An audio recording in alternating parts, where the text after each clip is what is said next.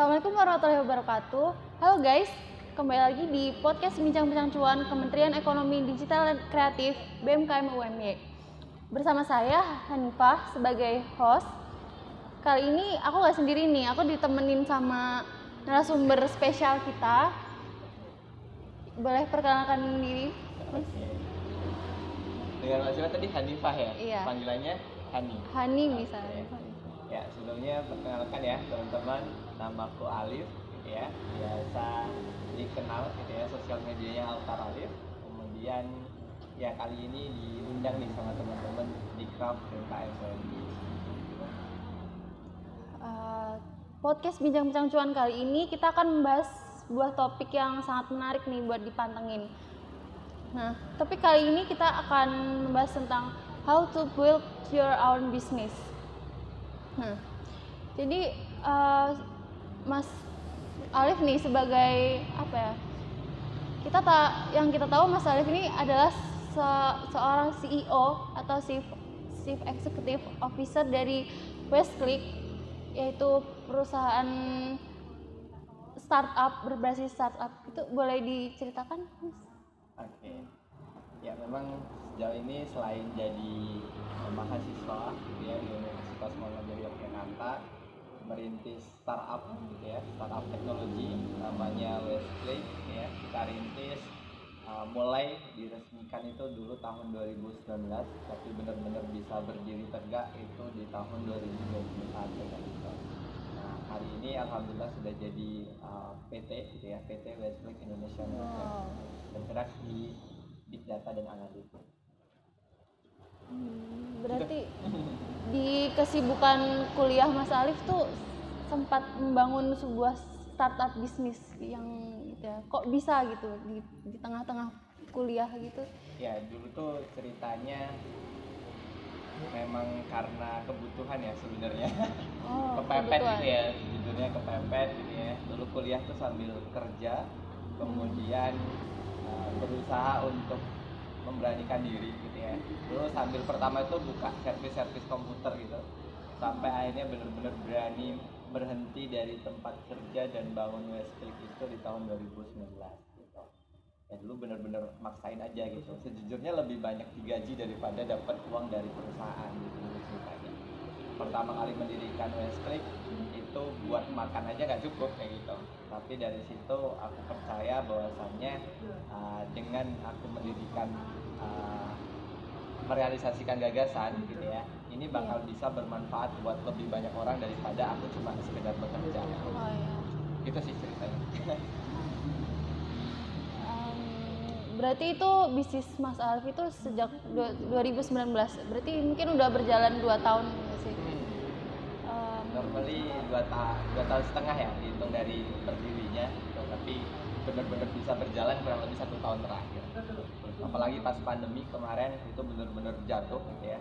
Awal memang sempat tumbuh tinggi gitu ya, pas pandemi kurang bisa beradaptasi gitu ya, jadi jatuh, kemudian harus pivot gitu ya, akhirnya bisa fokus di teknologi itu di tahun 2021.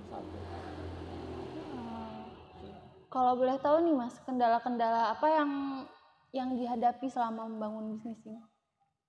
Namanya mahasiswa gitu ya, ada banyak hal yang diimpikan gitu. Betul, benar banget. Jadi aku dulu selalu nyebut bagaimana aku bisa jadi mahasiswa ideal dari aku kuliah gitu.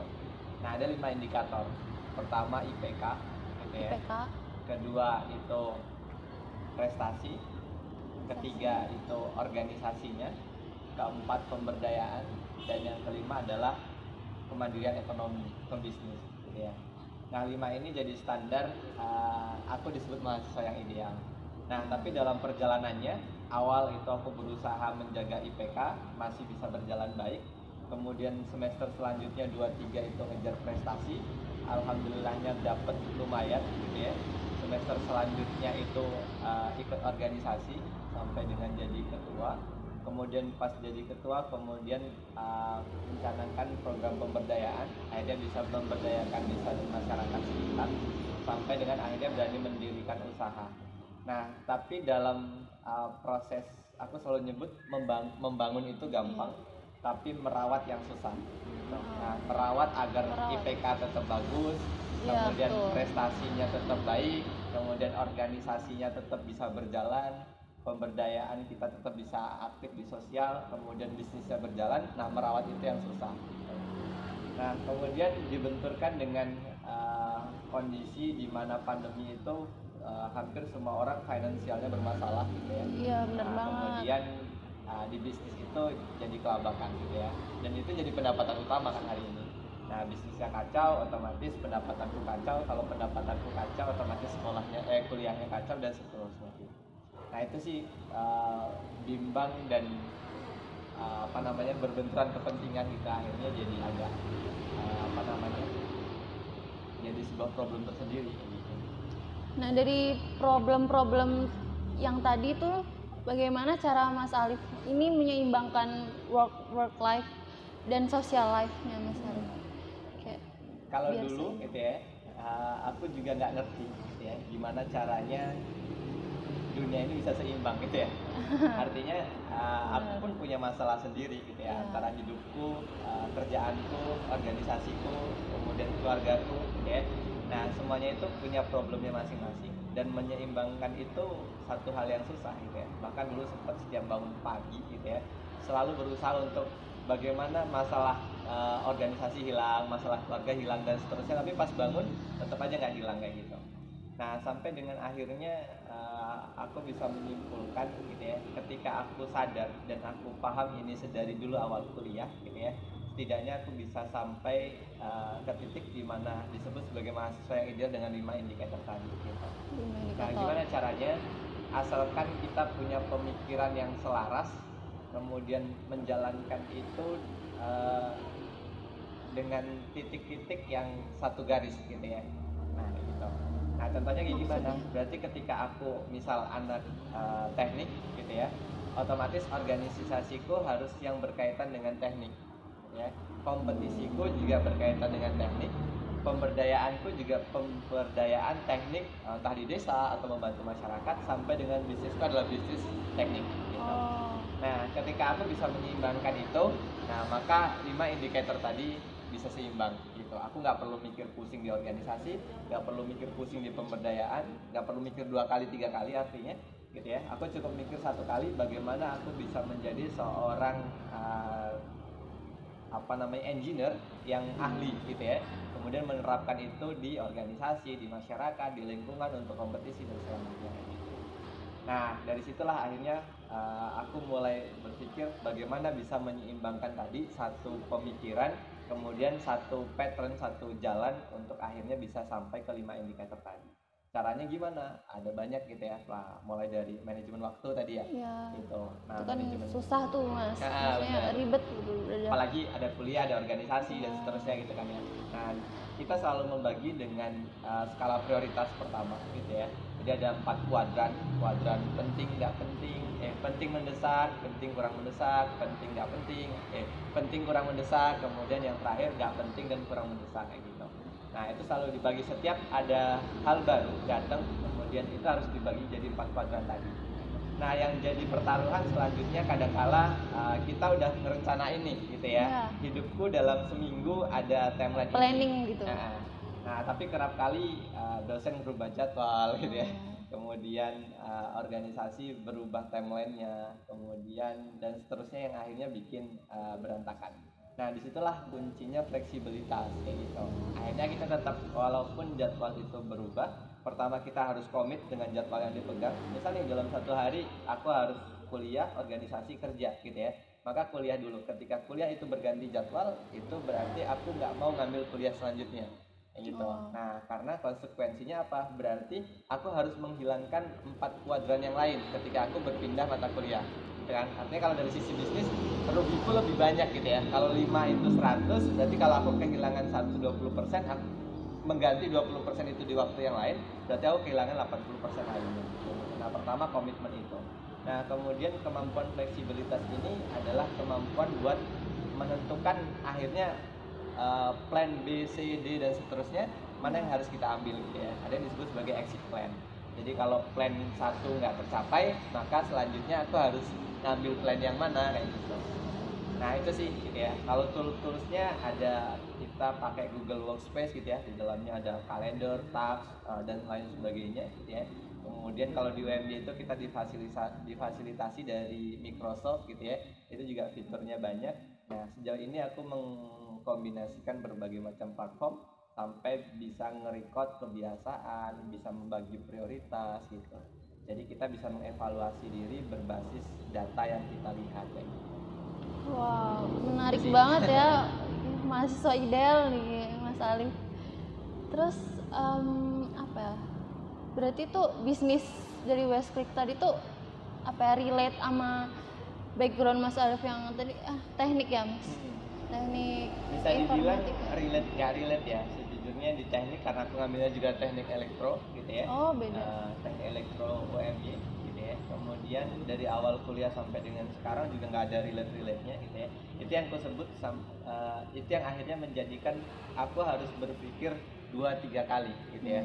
Organisasiku itu pergerakan, berpikirnya berbeda gitu ya. Kemudian perlombaannya itu manajemen bisnis kebanyakan, itu juga pikirnya berbeda gitu ya. Kemudian perusahaannya itu teknologi informasi, itu juga berpikirnya beda.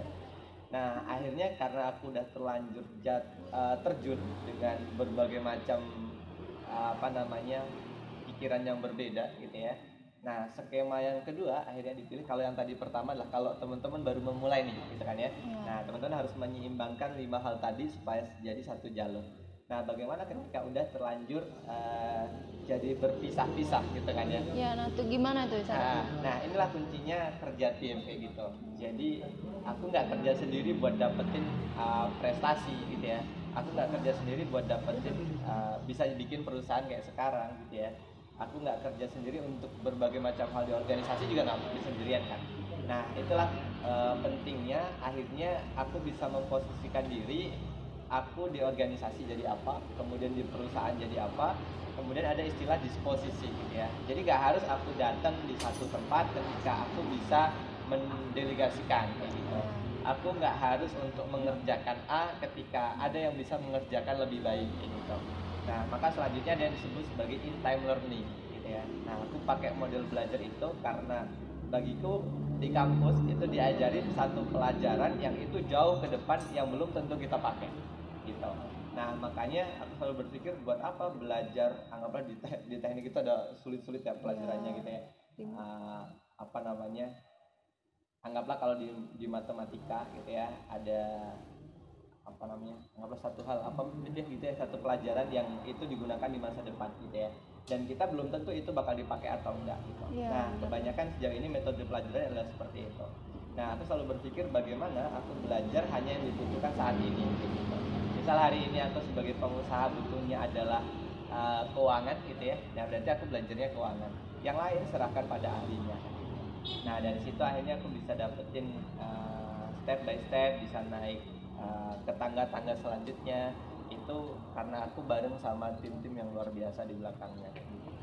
Jadi bukan aku doang gitu. Kalau dari tim-tim yang di belakang itu tadi, itu dari temen atau? Nah, ini yang jadi bisa terbentuk. Kadangkala orang berpikirnya tim adalah teman. Iya. Kadangkala bangun perusahaan itu karena kamu sahabatku, ayo dong kita bangun perusahaan bareng gitu ya. Karena kamu temanku dari kecil, ayo dong bangun perusahaan bareng gitu lah. Itulah yang kadangkala bikin orang akhirnya terjebak dalam satu hubungan yang nggak bisa diputuskan, dan itu buruk gitu ya buat perusahaan gitu. Jadi dia kinerjanya buruk, tapi karena dia temanku aku jadi nggak tega untuk memutuskan hubungan kayak gitu. Nah sedangkan di perusahaan itu bukan kayak gitu cara kerjanya. Bukan nggak enakan. Bukan nggak enakan. Jadi kalau salah ya ditegur, kalau benar ya kita support gitu. Nah maka dalam bangun perusahaan di Westclick gitu ya, kita bukan berdasar pada hubungan relationship antara aku dengan temanku gitu ya, tapi dalam metode seleksi masuknya itu adalah based on karakter, kemudian based on skill gitu.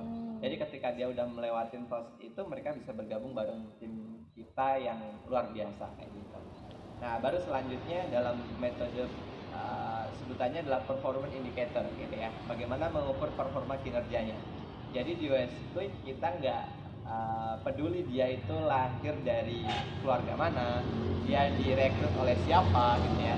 Selama data menunjukkan bahwasanya dia jam kerjanya kurang, targetnya nggak tercapai, kinerjanya buruk, maka dia wajar saja dan pantas saja untuk dikeluarkan kayak gitu. Nah, jadi biarkan sistem itu jadi Tuhannya kayak gitu.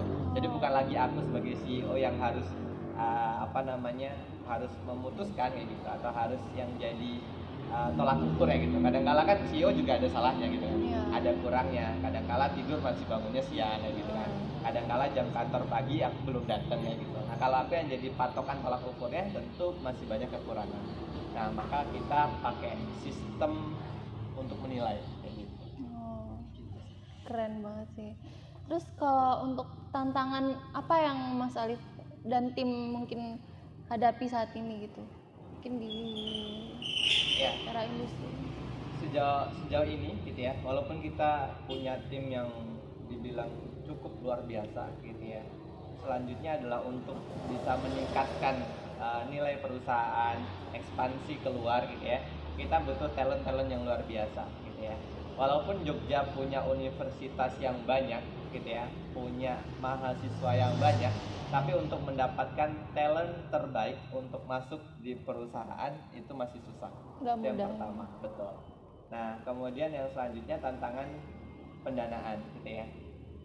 Udah sadar maksudnya kadang mahasiswa itu juga belum sadar kapasitasnya, tapi dia sudah meminta gaji yang tinggi gitu ya. Aku baru fresh graduate, sosok minta aku gajimu minta berapa kayak gitu kan. Banyak 3 juta, 5 juta, 10 juta gitu kan ya. Padahal baru lulus gitu. Padahal nggak ngerti apa-apa tentang dunia kerja kayak gitu. Nah, tantangan selanjutnya adalah bagaimana menyeimbangkan itu gitu ya. Mereka butuh kerjaan, makanya kadang banyak pengangguran kan ya.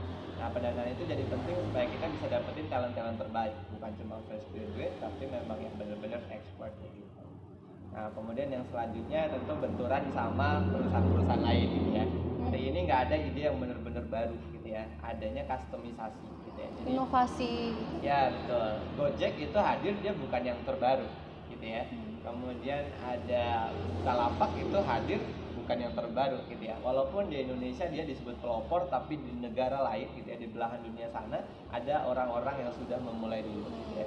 Bahkan orang yang di negara sana memulai dulu pun itu bukan disebut sebagai hal yang baru gitu ya. Tapi bagaimana dia bisa mempertemukan antara atau menyatukan hal-hal yang banyak itu menjadi satu produk yang baru. Nah, selanjutnya adalah bagaimana bersaing dengan perusahaan-perusahaan lain yang tentu hari ini semakin menjamur gitu ya, apalagi istilah startup ya. Kita sering, startup banyak. Sering di UMY aja itu ada banyak banget startup baru lahir gitu ya. Tentu kita yang udah dipandang lebih dulu gitu ya, jadi agak malu kan ya kalau wah startup baru lahir kemarin ternyata udah dapet juara aja tuh, itu baru dari sisi juaranya kan. Aku baru dapet juara 3, dia udah dapet juara 1 aja misalnya gitu. Kemudian belum dari sisi traction, valuasinya gitu ya, dia baru lahir kok udah lebih cepet aja gitu kan ya. Nah kadang itu juga bikin tekanan sendiri.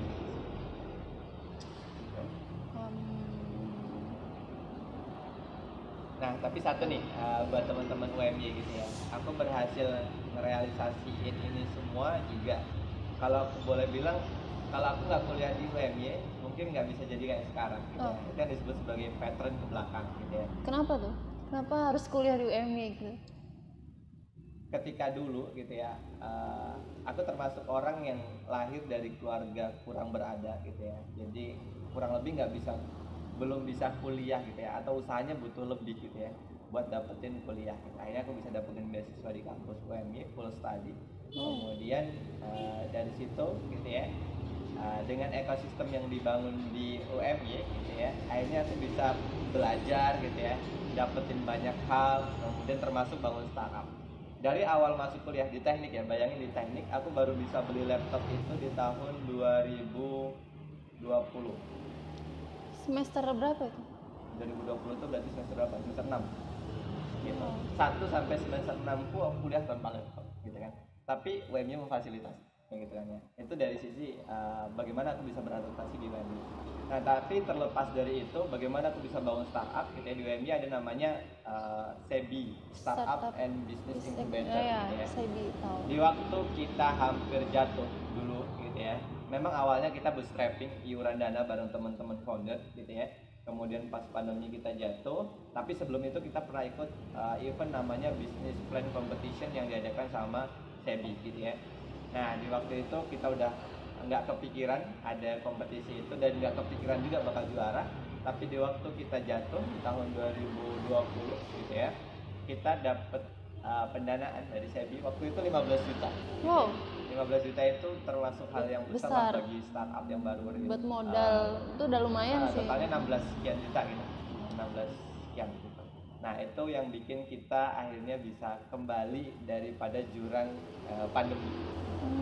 Itu. Nah, terlepas dari itu juga kita didukung banyak banget gitu ya, dari inkubatornya, kemudian ekosistem di Jogja, kemudian ada banyak mentor-mentor hebat di UMY gitu. Bahkan idenya Westclick gitu ya, itu kurang lebih ada 5 sampai 10 dosen yang membimbing kita gitu ya. Jadi dari PKM, kemudian ikut kompetisi dan seterusnya, itu dosen-dosen hebat di UMY gitu. Itu sih. Makanya kuliah di UMY. Terus setelah menekuni semua usaha ini nih, terus Mas Alif tuh kayak ada merasa benefit apa sih yang Mas Alif dapat gitu setelah menekuni usaha? Dulu aku buat usaha itu karena aku pengen bisa bermanfaat lebih jauh gitu ya. Contoh sederhananya ketika aku kerja gitu ya, dengan gajiku waktu itu udah di atas UMR gitu ya. Kemudian tapi duit yang dianggapnya banyak itu ketika waktu kerja gitu ya, setelah 1 bulan harapannya kan bisa berbagi untuk banyak orang, untuk makan, kemudian kehidupan sehari-hari gitu ya, itu aja udah habis, hanya sebagian kecil yang bisa untuk disedekahkan gitu. Nah ketika beralih gitu ya menjadi pengusaha gitu ya, dulu berpikirnya adalah aku harus bisa bermanfaat untuk sebanyak-banyaknya orang, karena dulu hidupku itu atas pertolongan banyak orang. Nah akhirnya di saat menjadi pengusaha, hal yang bisa kurasakan adalah dampaknya bisa lebih jauh. Bukan hanya sekedar dari sisi uangnya kayak gitu, tapi kita nyebutnya adalah benefit gitu ya. Jadi bukan profitnya gitu, benefitnya lebih banyak gitu ya. Dari sisi kebermanfaatan produknya bisa digunakan oleh ratusan sampai ribuan orang, itu adalah satu nilai tersendiri. Kemudian dari sisi kita bisa bantu lebih banyak UMKM, perusahaan di Jogja.